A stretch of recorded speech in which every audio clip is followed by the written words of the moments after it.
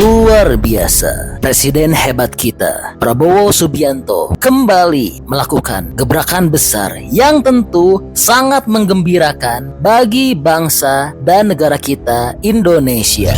Iya, karena baru saja beberapa jam yang lalu, pada hari ini, 10 Desember 2024, Pak Prabowo telah berpidato dan telah menyampaikan banyak hal yang luar biasa dari negara kita, Indonesia. Iya, tahun 2025, Indonesia akan memiliki teknologi yang sangat hebat dan maju. Semua instansi pemerintah dari tingkat atas hingga bawah akan dilakukan digitalisasi. Tidak akan ada lagi yang namanya pemborosan, tidak akan ada lagi yang namanya kebocoran, dan tidak akan ada lagi yang namanya korupsi.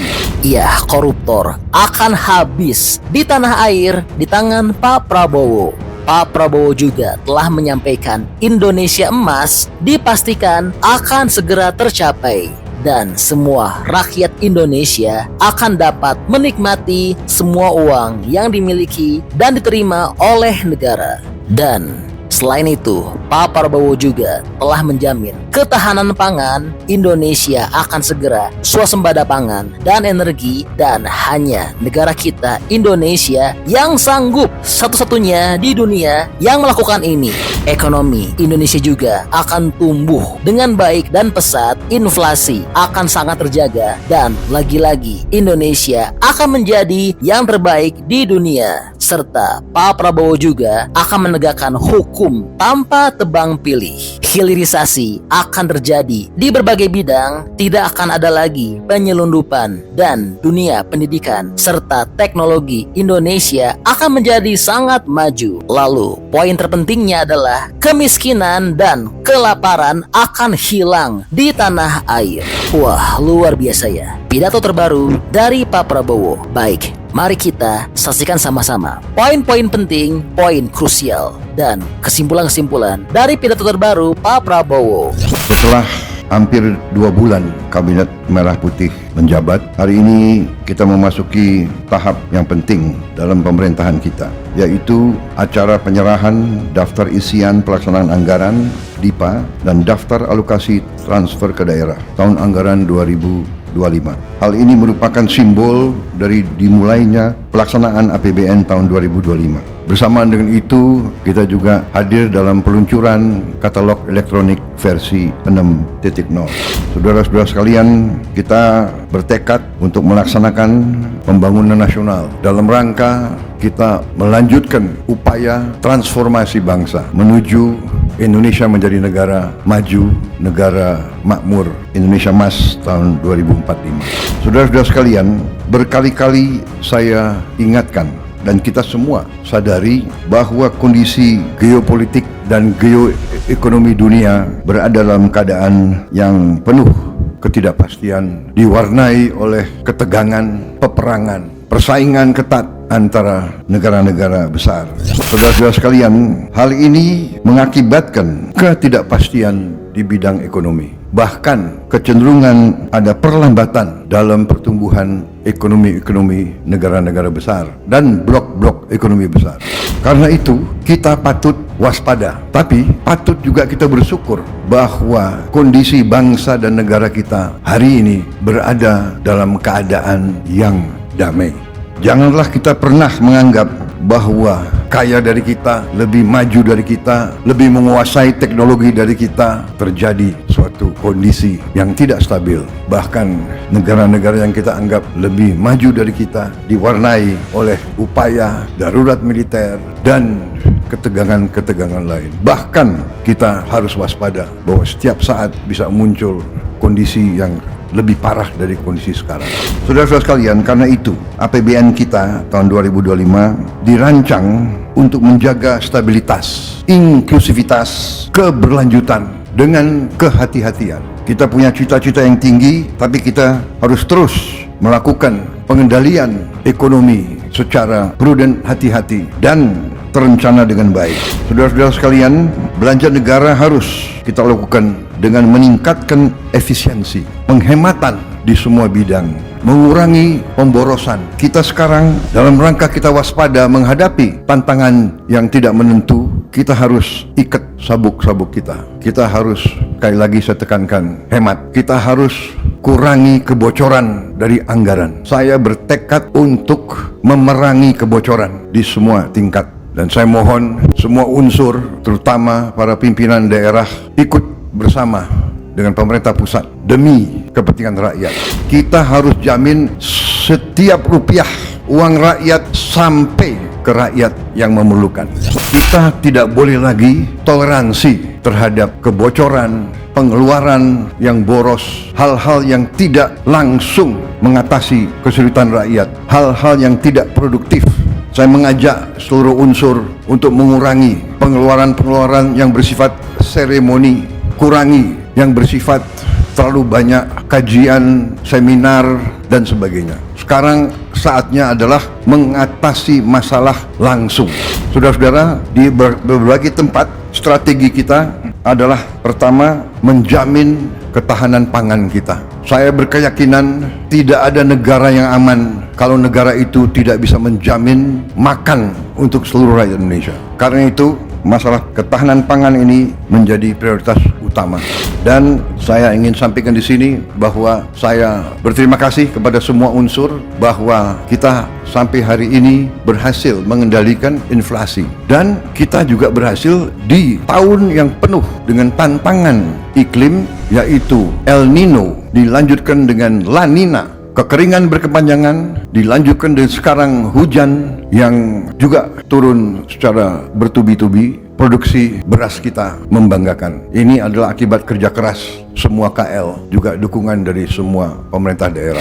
Saudara-saudara, saya tegaskan lagi, kita harus swasembada pangan. Kita harus punya lumbung pangan nasional. Kita harus punya lumbung pangan provinsi. Kita harus punya lumbung pangan kabupaten. Kita harus punya lumbung pangan desa. Ini adalah kearifan bermasyarakat nenek moyang kita ribuan tahun. Kita belajar tiap desa punya lumbung desa. Semua suku, semua daerah di Nusantara ini, lumbung desa adalah tradisi nenek moyang kita. Tiap desa harus punya tanah yang diamankan untuk cadangan desa itu. Setiap lereng, setiap bukit, setiap lahan di desa harus kita manfaatkan secara baik. Hanya dengan swasembada ini kita akan aman dan kuat.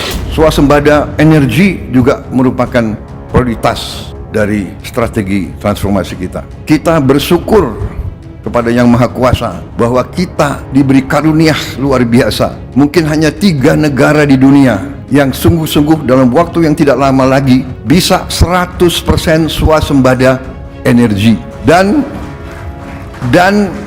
dari tanaman yang merupakan sumber energi terbarukan. Hanya 3 negara kemungkinan: Brazil, Kongo, Indonesia. Karena itu kita harus pandai manfaatkan karunia ini. Kita tidak boleh lengah, kita tidak boleh malas, dan kita tidak boleh mengikuti kebiasaan-kebiasaan yang mungkin tidak produktif. Saudara-saudara, pemerintah yang saya pimpin bertekad untuk menegakkan hukum. Apa yang diamanatkan oleh Undang-Undang Dasar dan Undang-Undang akan saya jalankan. Semua pelaku ekonomi harus sekarang mematuhi semua ketentuan. Kewajiban kepada negara harus dilaksanakan. Kita harus memerangi penyeludupan. Penyeludupan ini menghancurkan kehidupan puluhan ribu rakyat kita. Saya ulangi, penyeludupan menghancurkan kehidupan puluhan ribu rakyat kita. Kita harus memerangi penyeludupan ke dalam dan keluar. Kekayaan kita tidak boleh kita biarkan diselundupkan keluar Indonesia. Karena itu, selain swasembada energi dan swasembada pangan, saya tegaskan kembali, kita harus melaksanakan hilirisasi. Tidak ada tawaran tentang hal ini. Semua komoditas kita akan kita olah di Republik Indonesia. Semuanya. Saudara-saudara sekalian, pendidikan dan kesehatan kita tempatkan sebagai prioritas juga. Tadi itu strategi yang akan kita tegakkan dan kita mampu tegakkan. Tetapi kalau saudara perhatikan, alokasi yang terbesar dalam APBN kita adalah pendidikan. Kalau tidak salah, ini adalah alokasi terbesar dalam sejarah kita. Saudara-saudara sekalian, banyak negara alokasi pertamanya, alokasi terbesar dalam APBN adalah pertahanan. Demikian Amerika Serikat, demikian India, alokasi terbesar adalah pertahanan. Indonesia, alokasi terbesar adalah pendidikan.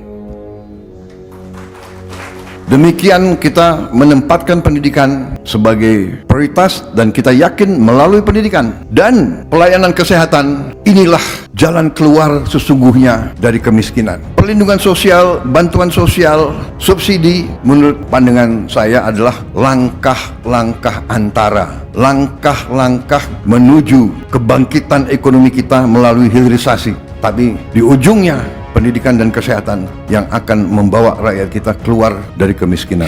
Makan bergizi juga hal yang strategis. Kita selamatkan anak-anak kita, tapi dengan itu kita akan memberdayakan ekonomi pedesaan, ekonomi kecamatan, ekonomi kabupaten, ekonomi provinsi. Puluhan triliun akan beredar di daerah-daerah. Sebagai contoh yang sederhana, dengan dana desa kita gulirkan 1 miliar rupiah per desa per tahun. Dengan makan bergizi desa per tahun melalui uang makan untuk tiap anak-anak itu beredarnya adalah kurang lebih 8 miliar rupiah per desa per tahun. 800% meningkat peredaran uang di daerah-daerah. Kita akan balikkan yang uang tersedot ke pusat, ke Jakarta, kita balik uang sekarang akan turun ke desa-desa, ke daerah-daerah. Saudara-saudara sekalian, ternyata fokus kita kepada memerangi kemiskinan dan kelaparan itu menjadi agenda dunia. Jadi waktu saya hadir di G20, itu tema dunia, memerangi kemiskinan dan kelaparan. Karena itu, subsidi dan perlindungan sosial akan kita perbaiki agar lebih tepat sasaran dan berkeadilan. Sedang pemerintah sekarang sedang merumuskan langkah-langkah supaya semua subsidi nanti bisa dirasakan, yang dinikmati adalah golongan rakyat kita yang paling lemah.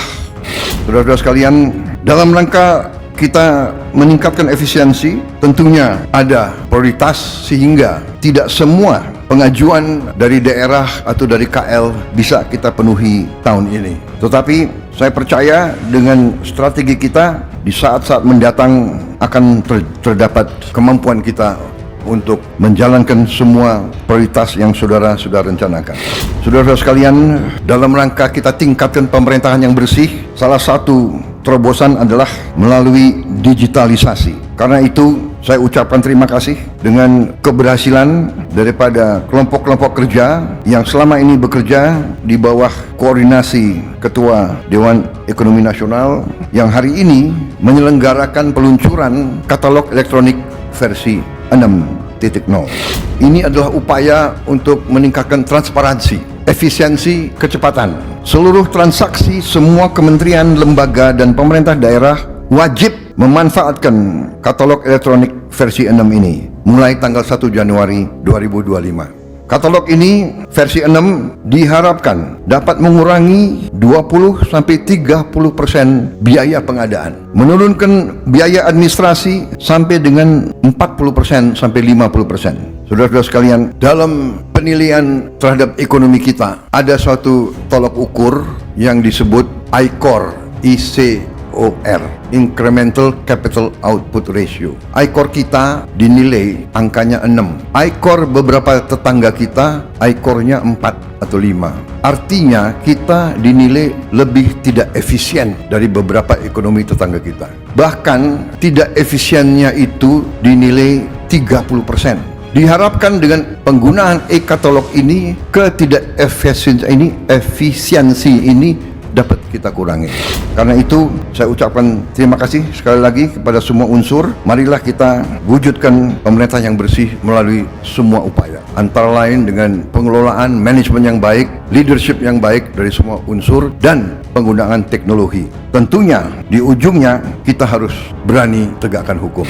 Demikian saudara-saudara sekalian, hal-hal yang ingin saya sampaikan setelah saya pelajari angka-angka, setelah saya mengadakan pertemuan dengan para menteri. Juga kemarin saya ikut dalam rapat di Kementerian Dalam Negeri, bicara dengan, kalau tidak salah, 6.000 pejabat seluruh Indonesia. Ternyata kita dapat ambil kesimpulan, sebetulnya Indonesia ini ekonomi kita kuat, tapi bisa lebih kuat lagi, bisa lebih produktif lagi, sangat bisa menghasilkan uang lebih banyak lagi, sehingga kita bisa gunakan itu untuk menghilangkan kemiskinan, meningkatkan tingkat kemajuan pembangunan kita. Inflasi yang kurang lebih 1,55%, saya kira sangat jarang dalam sejarah dunia, sangat jarang. Dan ini sekali lagi, ini adalah hasil kerja kita semua, hasil bukan pemerintah saya baru 51 hari menjabat. Berarti pemerintah-pemerintah sebelum ini semua berjasa. Saya mengambil suatu pendapat, falsafah pendekatan sejarah. Pembangunan bangsa tidak 5 tahun, tidak 10 tahun, tidak 20 tahun. Pembangunan bangsa itu puluhan tahun. Jadi kita di sini sekarang, kita bisa mencapai ini sekarang, kita akan lebih hebat tinggal landas hilirisasi karena jasa semua pemimpin sebelum kita. Semua yang lukisannya ada di dinding kita ini. Saudara-saudara, karena itu kita optimis walaupun kita harus waspada. Karena kita kaya, karena kita besar, kita selalu ada pihak-pihak yang tidak menghendaki kita maju. Ini adalah sejarah manusia. Jadi kita waspada juga dengan penggunaan teknologi elektronik dan sebagainya. Kita juga rawan terhadap gangguan melalui teknologi. Serangan-serangan cyber berjalan. Untuk itu kita harus kerja keras, terutama menghasilkan anak-anak kita yang menguasai teknologi ini, menguasai cyber, menguasai artificial intelligence. Karena itu, saudara-saudara, kita akan fokus kepada pendidikan yang kita sebut STEM, Science, Teknologi, Engineering, Mathematics. Ini akan kita kebut, walaupun bidang-bidang lain pun kita akan bina juga. Wah, luar biasa ya apa yang disampaikan oleh Presiden Prabowo. Ya, jadi ini info update dari Pak Prabowo. Nah, kalau menurut teman-teman kira-kira bagaimana pendapatnya? Teman-teman seneng nggak mendengar kabar terbaru ini? Atau jangan-jangan teman-teman punya pendapat lain? Bantu dong berikan pendapat beserta alasannya di kolom komentar ya. Karena tentunya pendapat hebat dari teman-teman berpotensi besar tersampaikan ke pemerintah. Oke, jadi itulah info update untuk Presiden Prabowo. Kita mati untuk rakyat kita, itu kehormatan, saudara-saudara. Oke, masih banyak nonton, jangan lupa untuk bantu di like dan di share video ini. Jangan lupa juga bantu untuk subscribe ya. Oke, stay tune at my channel. See you next video.